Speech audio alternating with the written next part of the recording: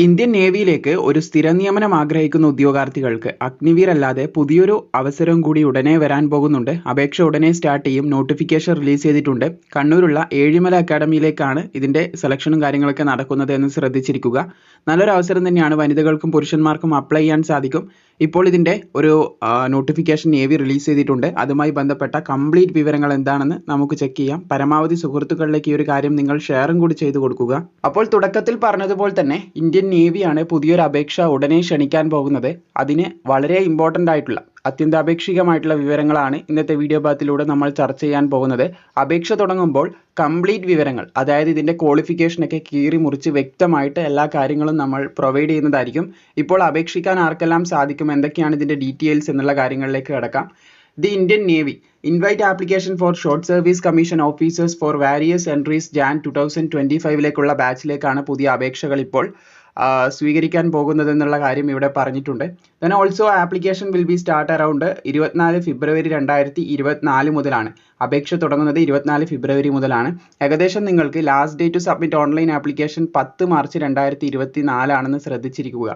പിന്നെ അതുപോലെ ഇവിടെ നിങ്ങൾക്കൊരു ഇൻസ്ട്രക്ഷൻ കാണാൻ സാധിക്കും. Application are invited from eligible unmarried male and unmarried female കാൻഡിഡേറ്റ്സിൽ നിന്നാണെന്ന് ശ്രദ്ധിച്ചിരിക്കുക. Short service കമ്മീഷനിലേക്കുമാണ്.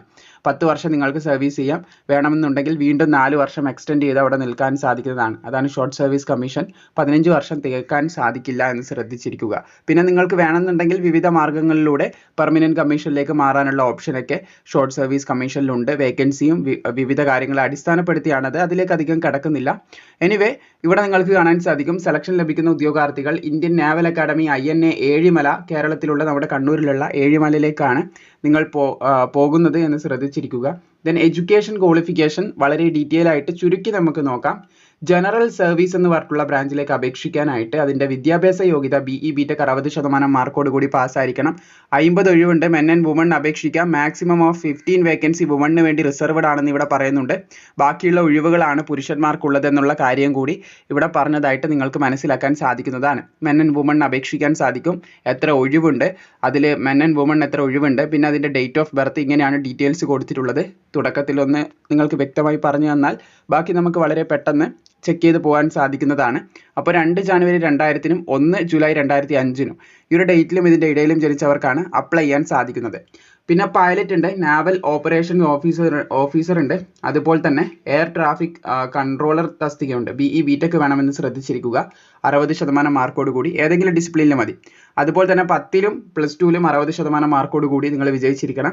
പിന്നെ 10ലോ +2ലോ 60% മാർക്ക് ഇംഗ്ലീഷ് എന്ന് പറഞ്ഞിട്ടുള്ള സബ്ജക്റ്റിൽ ഉണ്ടായിരിക്കണം. 10ഉം +2 നിങ്ങൾ 60% കൂടി വിജയിച്ചിരിക്കണം. അതിൽ കൂടുതലായാലും പ്രശ്നമില്ല, കുറയാൻ പാടില്ല. പിന്നെ ഇംഗ്ലീഷിൽ 10ലോ +2ലോ 60% മാർക്ക് നിർബന്ധമായിട്ടുണ്ടായിരിക്കണം. പിന്നെ അതുപോലെ തന്നെ ഇതിൻ്റെ ഏജ് ലിമിറ്റ് നിങ്ങൾക്ക് കാണാൻ സാധിക്കും. പൈലറ്റിന് 2 ജനുവരി 2001-നും 1 ജനുവരി 2006-നും ഇടയിൽ ജനിച്ചവർക്കാണ്. അതുപോലെ തന്നെ നാവൽ എയർ ഓപ്പറേഷൻസ് ഓഫീസറിലേക്ക് സെയിം തന്നെയാണ്.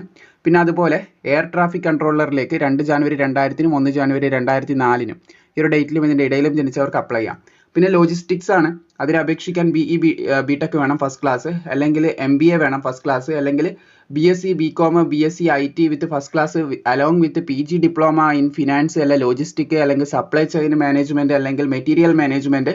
അതും ഇല്ലെങ്കിൽ MCA അല്ലെങ്കിൽ MSc IT വിത്ത് ഫസ്റ്റ് ക്ലാസ്സോട് കൂടിയുള്ളവർക്ക് അപ്ലൈ ചെയ്യാം. ഇവിടെ മെന്നും വുമൺ അപേക്ഷിക്കുക എന്നുള്ള കാര്യവും പിന്നെ വേക്കൻസി ഒക്കെ നിങ്ങൾക്ക് ഇവിടെ കാണാൻ സാധിക്കും. അതുകൊണ്ട് നേരെ ഏജ് ലിമിറ്റിലേക്ക് കിടക്കാം. 2 ജനുവരി 2000-നും 1 ജൂലൈ 2005-നും ഈ ഒരു ഡേറ്റിലും ഇതിൻ്റെ ഇടയിലും ജനിച്ചവർക്ക് അപ്ലൈ ചെയ്യാം.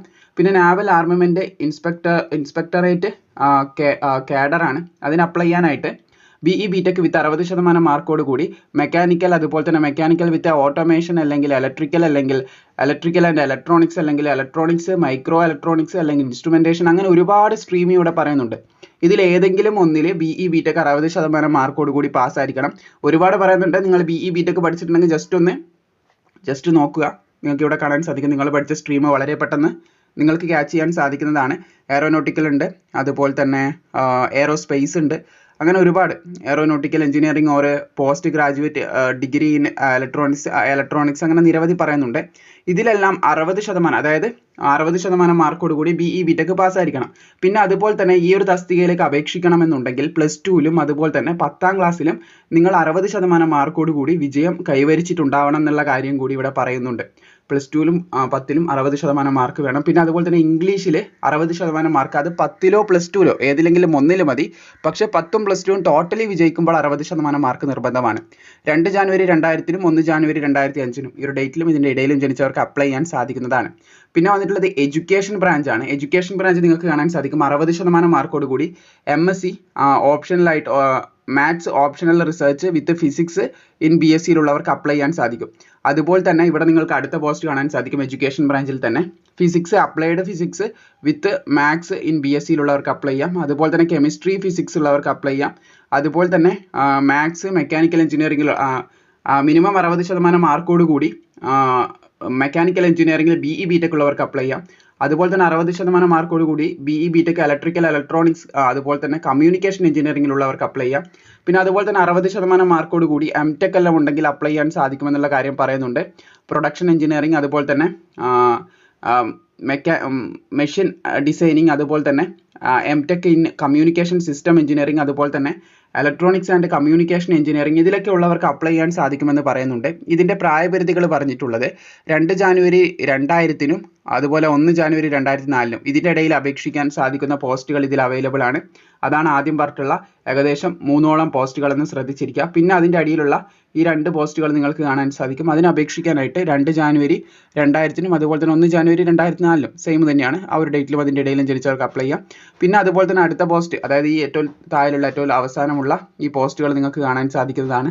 അറൗണ്ട് ഈ 2 പോസ്റ്റ് ഈ പോസ്റ്റുകൾ MTech ഉള്ളവർക്ക് അപേക്ഷിക്കാൻ പറ്റുന്ന പോസ്റ്റ് കാണാൻ സാധിക്കും. അതിന് 2 ജാനുവരി 1998-നും 1 ജാനുവരി 2004-നും ഈ ഒരു ഡേറ്റിലും ഇതിൻ്റെ ഇടയിലും ജനിച്ചവർക്ക് അപ്ലൈ ചെയ്യാം. ഇനി അടുത്ത പോസ്റ്റ് നോക്കുകയാണെങ്കിൽ എഞ്ചിനീയറിംഗ് ബ്രാഞ്ച് ആണ്, ജനറൽ സർവീസ് GS ആണ്. അതിന് അപേക്ഷിക്കാനായിട്ട് BE BTech ആണ് യോഗ്യത എന്ന് ശ്രദ്ധിച്ചിരിക്കുക. അതിന് മുമ്പായിട്ട് ഇനി പറയാൻ പോകുന്ന 3 പോസ്റ്റിനും സെയിം തന്നെയാണ് ഏജ് ലിമിറ്റ്. അതായത് 2 ജാനുവരി 2000-നും 1 ജൂലൈ 2005-നും ഈ ഒരു ഡേറ്റിലും ഇതിൻ്റെ ഇടയിലും ജനിച്ചവർക്ക് ഇനി പറയാൻ പോകുന്ന ഈ 3 പോസ്റ്റിനും അപ്ലൈ ചെയ്യാൻ സാധിക്കും. വനിതകൾക്കും പുരുഷന്മാർക്കും എല്ലാ പോസ്റ്റിനും തന്നെ വേക്കൻസി ഉള്ള കാര്യം നിങ്ങൾ കണ്ടിട്ടുമുണ്ടാകും. നമ്മൾ പറഞ്ഞു വന്നതാണ്, എല്ലാ പോസ്റ്റിനും വനിതകൾക്കും പുരുഷന്മാർക്കും വേക്കൻസി ഉണ്ട്. ഇനി നമുക്ക് ഇതിൻ്റെ കാര്യത്തിലേക്ക് കിടക്കാം. എഞ്ചിനീയറിംഗ് ബ്രാഞ്ചിലേക്ക് അപേക്ഷിക്കാനായിട്ട് BE BTech 60% മാർക്കോട് കൂടി വേണം. നിങ്ങൾ ജസ്റ്റ് നോക്കുക നിങ്ങൾ പഠിച്ച സ്ട്രീം ഇതിലുണ്ടോ എന്ന്. അങ്ങനെയാണെങ്കിൽ നിങ്ങൾക്ക് അപ്ലൈ ചെയ്യാൻ സാധിക്കുന്നതാണ്. നിങ്ങൾ പഠിച്ച സ്ട്രീം വളരെ പെട്ടെന്ന് നിങ്ങൾക്ക് ക്യാച്ച് ചെയ്യാൻ സാധിക്കുന്നതാണ്. എയറോസ്പേസ് അതുപോലെ തന്നെ ഓട്ടോമൊബൈൽസ് അതുപോലെ തന്നെ മെട്രോളജി പിന്നെ മെഗട്രോണിക്സ് അതുപോലെ ഇൻസ്ട്രുമെന്റേഷൻ ആൻഡ് കൺട്രോൾ അങ്ങനെ നിരവധി സ്ട്രീം പറഞ്ഞിട്ടുണ്ട്. നിങ്ങളുടെ സ്ട്രീം ഉണ്ടോ എന്ന് ചെക്ക് ചെയ്യുക. പിന്നെ അടുത്തതെന്ന് പറയുന്നത് ഇലക്ട്രിക്കൽ ബ്രാഞ്ച് ജനറൽ സർവീസ് ആണ്. അവിടെ നിങ്ങൾക്ക് കാണാൻ സാധിക്കും BE BTech 60% മാർക്കോട് കൂടി ഇതിൽ പറയുന്ന ഇലക്ട്രിക്കൽ ആൻഡ് ഇലക്ട്രോണിക്സ് ഇതിൽ പറയുന്ന ഏതെങ്കിലും ഒരു ബ്രാഞ്ചിൽ ഉണ്ടെങ്കിൽ നിങ്ങൾക്ക് അപ്ലൈ ചെയ്യാൻ സാധിക്കുന്നതാണ്. മൊത്തം 50 ഒഴിവുകളുണ്ട്. അതുപോലെ തന്നെ നിങ്ങൾക്ക് അടുത്ത തസ്തിക കാണാൻ സാധിക്കും നാവൽ കൺസ്ട്രക്ടർ ആണ്. അതിനും BE BTech 60% മാർക്കോട് കൂടി ഈ പറയുന്ന ഏതെങ്കിലും സ്ട്രീമിൽ ഉണ്ടെങ്കിൽ നിങ്ങൾക്ക് അപ്ലൈ ചെയ്യാൻ സാധിക്കുന്നതാണ്. ജസ്റ്റ് നോക്കുക, ഒരുപാട് സ്ട്രീം പറയുന്നുണ്ട്. മെക്കാനിക്കൽ വിത്ത് ഓട്ടോമേഷൻ അതുപോലെ തന്നെ സിവിൽ പറയുന്നുണ്ട്, എയറോനോട്ടിക്കൽ പറയുന്നുണ്ട്, എയറോസ്പേസ് പറയുന്നുണ്ട്, മെട്രോളജി പറയുന്നുണ്ട്, നാവൽ ആർക്കിടെക്ചർ പറയുന്നുണ്ട്, ഓഷ്യൻ എഞ്ചിനീയറിംഗ് പറയുന്നുണ്ട്, മറൈൻ എഞ്ചിനീയറിംഗ് പറയുന്നുണ്ട്, ഷിപ്പ് ടെക്നോളജി പറയുന്നുണ്ട്, ഷിപ്പ് ബിൽഡിംഗ് പറയുന്നുണ്ട്, ഷിപ്പ് ഡിസൈനിങ് പറയുന്നുണ്ട്. ഇതിൽ ഏതെങ്കിലും ഒന്നിലുണ്ടെങ്കിൽ നിങ്ങൾക്ക് അപ്ലൈ ചെയ്യാൻ സാധിക്കുന്നതാണ്. സോ ഇത്രയധികം കാര്യങ്ങളാണ് പ്രധാനമായിട്ടും ഇപ്പോൾ ഇതിൽ പറയാനായിട്ടുള്ളത്. പിന്നെ കുറച്ച് അഡീഷണൽ കാര്യങ്ങളുണ്ട്, അത് നമുക്ക് അപേക്ഷ തുടങ്ങുമ്പോൾ പറയാം. അതായത് NCC ഉള്ളവർക്ക് അഡീഷണൽ മാർക്കും ബോണസ് മാർക്ക് 5%, അതിൻ്റെ കാര്യങ്ങളൊക്കെ നിങ്ങൾക്ക് ഇവിടെ കാണാൻ സാധിക്കുന്നതാണ്. SSB കട്ട് ഓഫിൻ്റെ കാര്യങ്ങളും കുറച്ച് കാര്യങ്ങളാണ് അവിടെ പറയുന്നത്. എനിവേ നോട്ടിഫിക്കേഷൻ താഴെ കൊടുത്തിട്ടുണ്ട്, അതിലൂടെ നിങ്ങൾക്ക് കൂടുതൽ കാര്യങ്ങൾ മനസ്സിലാക്കാം. ഇപ്പോൾ അപേക്ഷ തുടങ്ങിയിട്ടില്ല. തുടങ്ങിയാൽ ഡീറ്റെയിൽ ആയിട്ട് ഇപ്പോൾ നമ്മൾ ഇതിൻ്റെ യോഗ്യതകളും വേക്കൻസി ഡീറ്റെയിൽസും ആർക്കെല്ലാം അപേക്ഷിക്കാം എന്നുള്ള കാര്യങ്ങളാണ് പറഞ്ഞിട്ടുള്ളത്. ഇതിൻ്റെ ഒരു സെലക്ഷൻ പ്രോസസ്സിലേക്ക് കടക്കുകയാണെങ്കിൽ short list application will be based on normalised mark obtained by the candidate the qualification. അവരുടെ ഡിഗ്രീൻ്റെ മാർക്കിൻ്റെ അടിസ്ഥാനത്തിൽ അവർ ഷോർട്ട് ലിസ്റ്റ് ചെയ്യപ്പെടും എന്നാണ് പറഞ്ഞിട്ടുള്ളത്. ഷോർട്ട് ലിസ്റ്റ് ചെയ്യുന്ന ഉദ്യോഗാർത്ഥികൾക്ക് SSB ഇൻ്റർവ്യൂ ഉണ്ടാകുന്നതായിരിക്കുമെന്ന് ശ്രദ്ധിച്ചിരിക്കുക. For candidate who have BE BTechൻ്റെ മാർക്കിലും അതുപോലെ തന്നെ നിങ്ങളുടെ ക്വാളിഫിക്കേഷൻ്റെ മാർക്കിലും ഷോർട്ട് ലിസ്റ്റ് ചെയ്യും. എന്നിട്ട് നിങ്ങൾക്ക് കാണാൻ സാധിക്കും consider four SSB short list. SSB ഉണ്ടാകും. SSB ഷോർട്ട് ലിസ്റ്റ് ചെയ്യുന്നവർ അടുത്ത ഘട്ടത്തിലേക്ക് പോകും. SSB ഒരു ഇൻ്റർവ്യൂ ആണ്, അത് പാസ്സാവണം. അപ്പോൾ ആ ഒരു രീതിയിലാണ്. എക്സാമിൻ്റെ കാര്യമൊന്നും ഇതിൽ പറയുന്നില്ല, എക്സാം ഇല്ല. പിന്നെ ഇതിൻ്റെ ട്രെയിനിങ്ങിൻ്റെ കാര്യം INA അത് നമ്മുടെ ഇവിടെയാണ്, കേരളത്തിൽ തന്നെയാണ്, നമ്മുടെ ഏഴിമല അക്കാഡമിയിലാണ്. പിന്നെ അപ്ലൈ ചെയ്യേണ്ട രീതി ഇന്ത്യൻ നേവിയുടെ വെബ്സൈറ്റ് മുഖാന്തരമാണെന്ന് പറയുന്നുണ്ട്. ഇന്ത്യൻ നേവിയുടെ വെബ്സൈറ്റ് താഴെ ഡിസ്ക്രിപ്ഷനിൽ കൊടുത്തത് കാണാൻ സാധിക്കും. Application on Indian navy website എന്ന് പറഞ്ഞ് നിങ്ങൾക്ക് ഇവിടെ കാണാൻ സാധിക്കും. അപ്പോൾ ഇത്രയധികം കാര്യങ്ങളെ പ്രധാനമായിട്ടും പറയാനുള്ളൂ. ഈ നേവി റിലീസ് ചെയ്തിട്ടുള്ള ഒരു നോട്ടിഫിക്കേഷനാണിത്. ഉടനെ ഇതിൻ്റെ അപേക്ഷ തുടങ്ങും. അപേക്ഷ തുടങ്ങുന്ന ഡേറ്റ് 24 ഫെബ്രുവരി 2024 ആണ്. മാക്സിമം ഈ ഒരു കാര്യം സുഹൃത്തുക്കളിലേക്ക് ഷെയർ ചെയ്യുക. വീഡിയോ ഇഷ്ടപ്പെട്ടാൽ തീർച്ചയായും ലൈക്കും കൂടി ചെയ്തേക്കുക.